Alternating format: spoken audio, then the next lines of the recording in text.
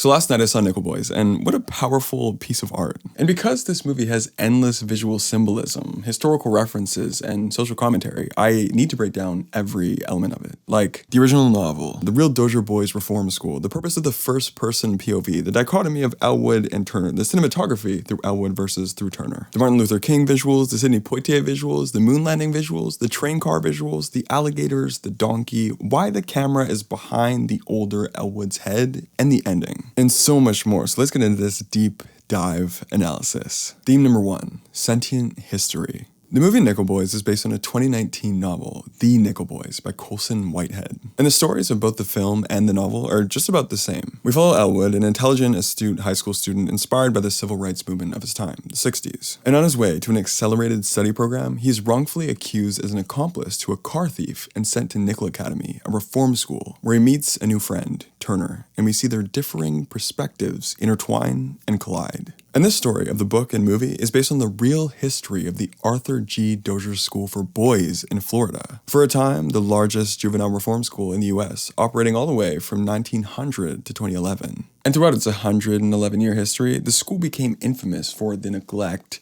abuse, torture, and even murder of many of its students, with over 100 student deaths. And as you would guess, predominantly black students. The black students were treated dramatically worse than the white students, as we see in the film, and they were convicted for the most minor offenses into this reform school. But as I talk about the statistics and records of the real Dozier School, it strangely may not feel as personal and visceral as it may feel watching our fictional characters in this movie. Probably because the entire film is shot from the first-person perspective. Writer-director Ramell Ross, in an interview with IndieWire, expands on why he made this creative decision. What if Elwood and Turner had their own cameras to document their own lives at that time? There's not much visual poetry from black folks' perspectives that exist in the 50s, 60s, 70s, and 80s, at least popularly shared. So what's their life like from their eyes? Ramell calls this stylistic choice sentient perspective. By the definition of sentient, meaning having consciousness and feeling and perspective through one's own body and mind through the camera. Each of us, as audience members, are now stepping into the life, body, and mind of these two boys at this period in time. To kind of bring the camera into the body and make it an organ, I like to say, for those characters, seems to be maybe the fairest way to explore their reality,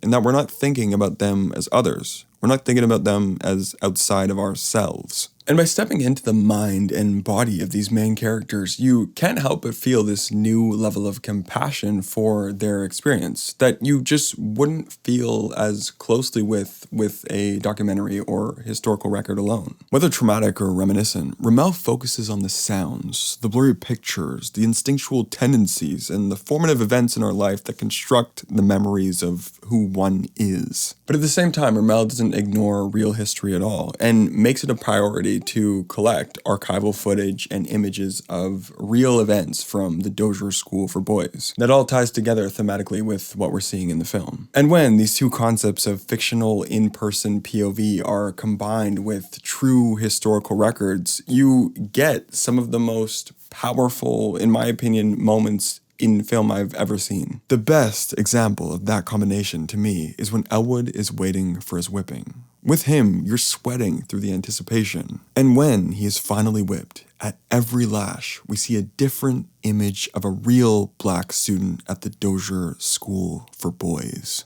Theme number 2, dichotomy of perspective.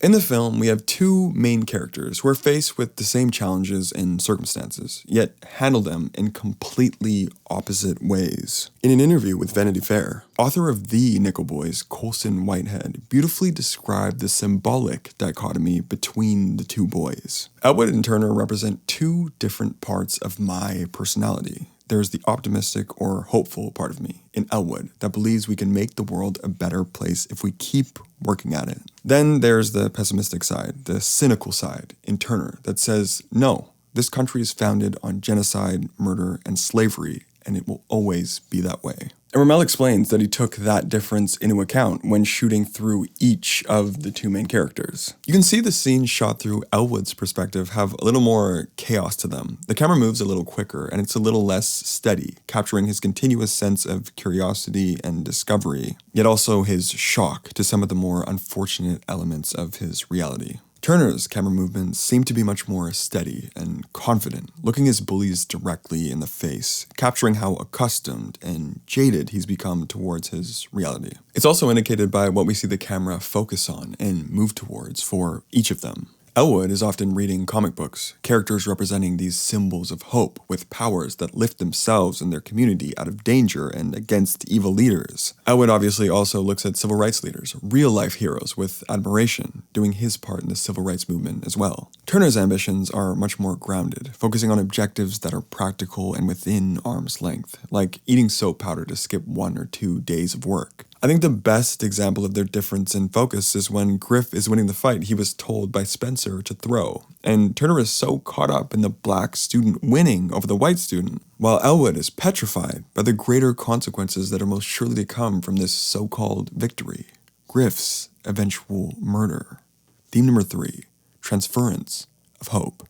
I know earlier we spoke about how Elwood and Turner have very different perspectives. Elwood, the curious optimist, and Turner, the practical cynic. But I need to get into how the film uses audio-visual symbolism to signify them separately and then eventually symbolically unify them. Early on in the film, we see various visuals interstitched within and between scenes symbolizing Elwood's experiences and thoughts. For example, the many shots of Martin Luther King, the civil rights movement, and scenes from sociopolitical Sidney Poitier films that altogether show the modern activist inspiration in the 1960s to make Elwood into the dreamer that he is. We also see visuals of the moon landing in '69, weaved in with memories of Elwood's childhood, like looking into the sky and trees and exploring the world around him, altogether symbolizing his optimism toward possibility, discovery, societal change, and breakthrough.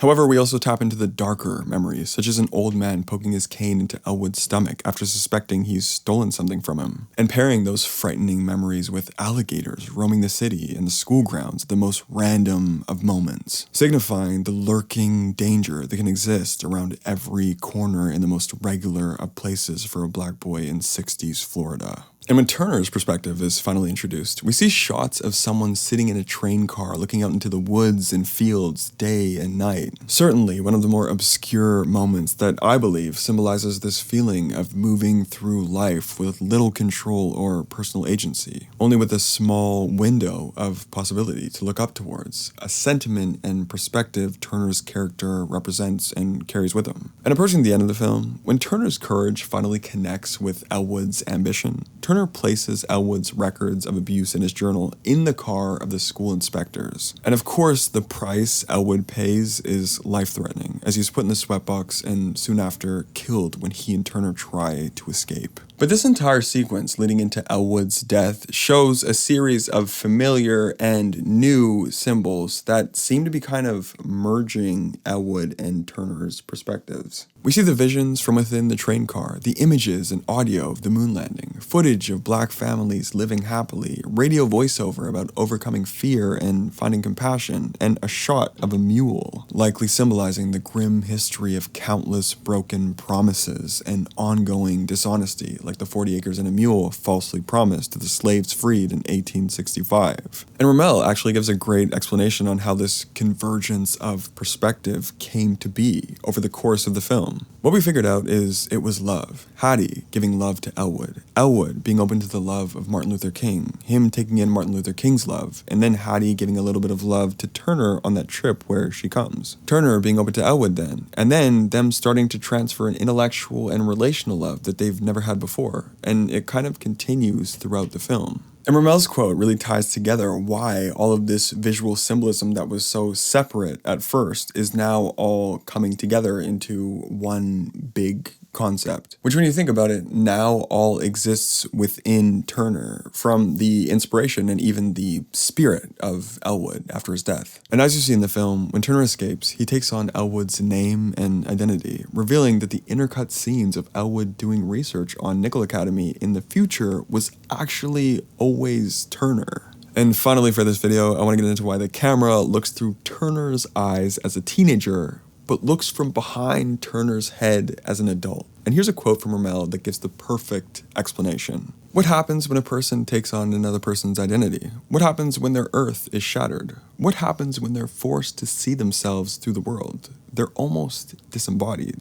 Like, what a beautiful idea. The second that adult Elwood has to become the adult Elwood from this deep, tragic thing that happens when they're on the run if they separated from themselves. And obviously, over the course of the end of the film, he returns to himself through the love of his partner. And so it made so much sense. And the book describes that seeing his friend die actually reverted him back to his old self for a few years, losing hope in the world. But as time passed, the memory and spirit of Elwood inspired him to face, explore, and speak out on this unfathomable history through his own two eyes.